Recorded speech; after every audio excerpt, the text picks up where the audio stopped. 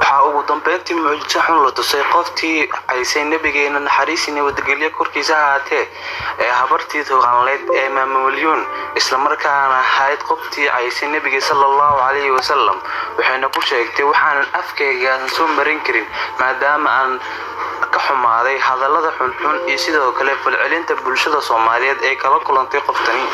sikastaato Malyun oo cadeysatay caynta diinta Islaamka isla markaana ka dhigtay diinta meel laga galayo isla markaana markii laga soo dhameysto danaha laga baxayo ayaa waxa ugu dambeyntii mucjiso rabbaani ah ay ku dhacday waxayna sheegtay maray soo gashay live in ay habeen kasta aragto ayada cunayaan masas aad u fara badan taas oo muujinaysa in uu Ilaahay musiibo ku soo riday kadib cayntii Caysay nabigeena soo naxariis nabadgelyo korkiisa ahaatee Malyun oo ahayd qof social media caan ka isla markaana soo gashay sanadihii 2016 iyo wixii ka dambeeyay ay caan ka noqotay baraha bulshada ayaa waxa ay ku qaraabataa mar walba in ay waalan tahay isla markaana ay tahay qof waalan oo la sixray aysan hadalkeeda aan la fiirin waa sida ay go'aan dacoon jirtay ugu dambeyntii waa la ogaaday inaysan qoftaan meelan lahayn isla markaana ay ku qaraabtaan qoliyo cadaan ah oo siiya lacag si ay diinta Islaamka u bahdisho si ay u soo socotaba heer baxeer ayaa la gaaray ugu dambeyntii waxa dhil ku soo qaadatay caynta nabigeena suuban naxariisi nabadgelyo korkiisa ahaatee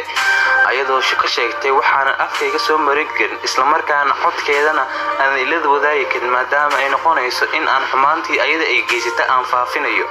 si kasta tabada wadayaal hadii aad ku faraxsantahay mucjisada rabbaaniga ee la tusay habartan ayada Caysay nabigeena naxariisi nabadgelyo korkiisa ahaatee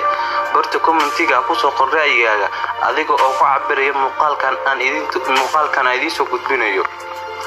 Malyun ayaa tan iyo 2016 waxay caan ka ahayd baraha bulshada Soomaalida waxayna isla markaasna ay noqotay dhowr mar qof qabsaday baraha bulshada saameyn ku yeelatay kadib markii ay sheegtay xilliyadii ay soo caanbaxday kadib inay diinta Islaamka ka baxday taas oo waqtigaasi baraha bulshada si weyn u weysatay asahaatee wuxuu ku dacwootay markii arrintaasi ka soo laabatay in rag Soomaaliyeed ay u tashtaan isla markaana ay ka joogi lahayd wadanka Mareykanka taas oo ka turjumaysa dhibaatada qoftan ay sheegin jirtay taas oo bulshada Soomaaliyeed ay ku marahaaban jirtay isla markaana dhigi jirtay